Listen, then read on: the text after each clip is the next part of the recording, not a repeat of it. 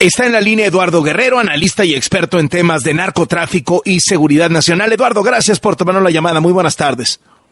Qué gusto saludarte, Carlos, como siempre. ¿Qué estás detectando en Guerrero y en Zacatecas? Que últimamente hemos visto muchísimos episodios de violencia en Guerrero relacionados también con los transportistas y violencia política. En Zacatecas ya le pegaron hasta a un cuñado de los Monreal, y mira que está Ricardo Monreal en el Senado presidenciable de Morena, lo fue, el gobernador es Monreal, el alcalde de Fresnillo es Monreal, son hermanos los tres. ¿Qué estás viendo en estos dos casos que han ocupado la atención pública últimamente? Mira, si hubiera que encontrar justamente una liga o parecidos, analogías entre ambos casos, Carlos, yo creo, a mí me salta mucho el tema político electoral, ¿no?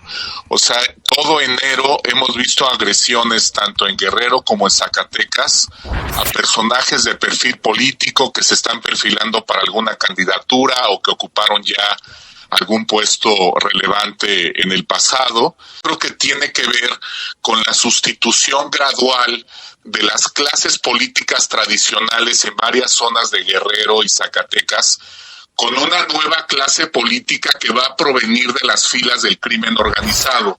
O sea, los grupos claramente ya quieren imponer a su gente en las candidaturas. Más que nunca, porque sí se había visto antes. Personajes importantes, ¿no? Más que nunca, más que antes. No, sin duda. Mira, Carlos, esto lo estamos viendo en enero. Todavía faltan varios meses para las elecciones. Generalmente este tipo de eventos se vuelven muy intensos, digamos, durante el mes anterior a la jornada electoral, o cuando mucho los 2 meses anteriores a la jornada electoral. Aquí estamos hablando de que faltan todavía 5 meses y ya está habiendo muy repetidamente agresiones a personas de perfil político, ¿no? Entonces, sí creo que vamos a tener un tsunami en materia de violencia político-electoral durante este proceso. Qué fuerte. Hemos hablado mucho del tema de los homicidios récord. El gobierno dice, sí, están en récord, pero ya vamos a la baja. Hablemos de la influencia del narco. ¿Cómo le ha ido al narco en este sexenio?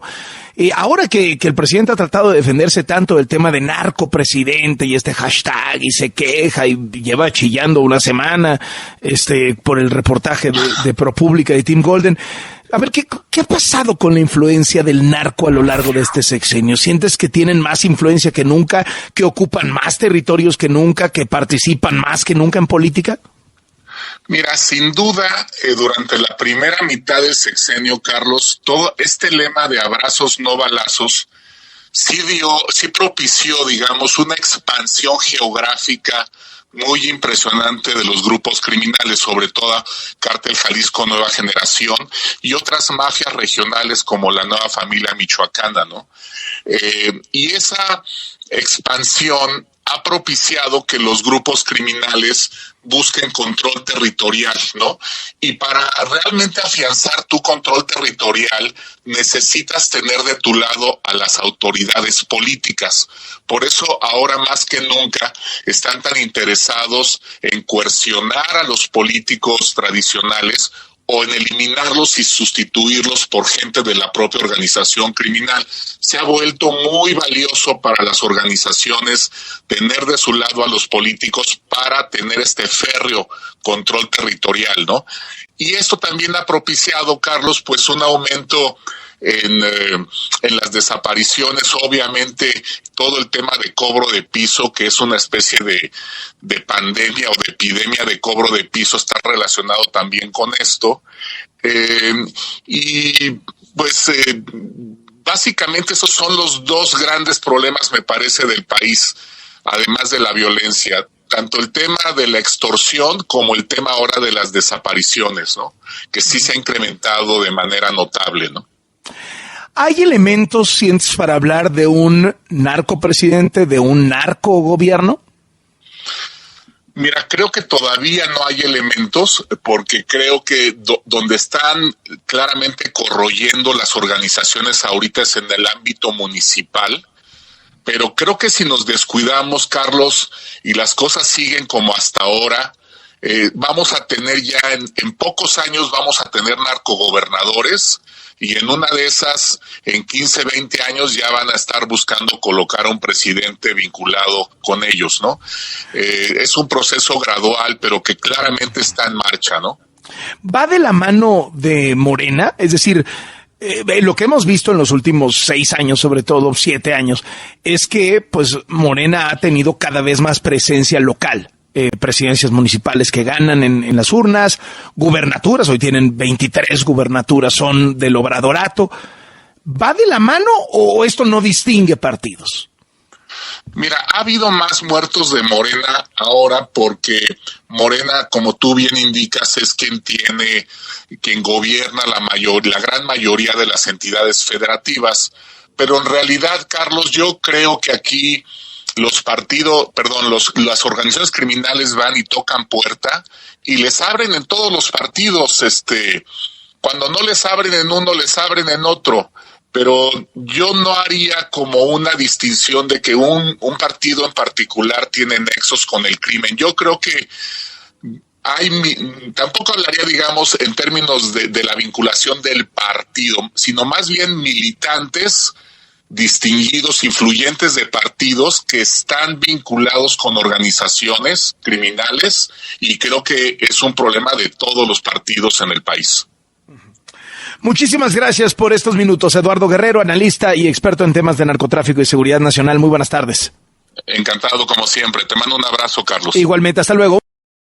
Y hoy el presidente siguió hablando del reportaje de ProPublica, del periodista 2 veces ganador del premio Pulitzer Tim Golden, quien recogió los testimonios de 2 testigos protegidos de la DEA que dicen haber participado ellos directamente en que el cártel de Sinaloa le diera $2 millones a la campaña presidencial de López Obrador.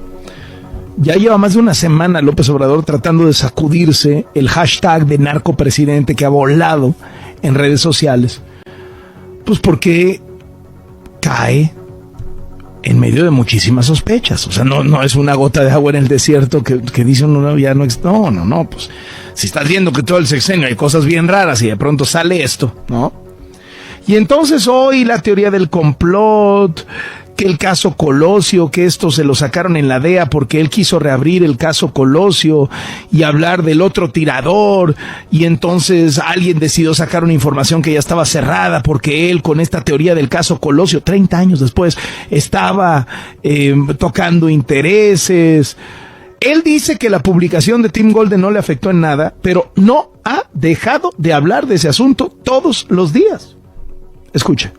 Cuando se lanzan este periodista famoso, ¿no? Mentiroso, calumniador, que tiene hasta 2 premios internacionales, se lanza, ¿no? Con un reportaje sin pruebas, pero además de pura casualidad en estos momentos, ¿no? ¿Y qué nos hizo? Lo que el viento a Juárez. Y le metieron, pero bastante, 170 millones de menciones en un mensaje que promovieron desde Argentina, Holanda, 170 millones con la leyenda presidente narco.